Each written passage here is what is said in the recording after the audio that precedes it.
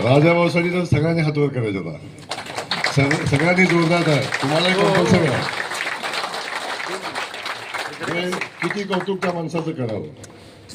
विधानसभेचा पराभव झाला, पण विधानसभेचा पराभव झाल्यानंतर एवढं काम केलं तर माझा पराभव होऊ शकतो अशा पद्धतीच्या भावनेतनं जे नैराश्य आलं, त्या नैराश्यातनं उठून मागं सदस्य आहे थोडे इकडे, या नैराश्यातनं उठून पुन्हा फिनिक्स पक्षाप्रमाणे राजाभाऊनी ज्या पद्धतीनं झेप घेतली, मार्केट कमिटी जिंकली पैकीच्या पैकी. बार्शीची नगरपालिका जवळजवळ 1,10,000 मतदान आहे.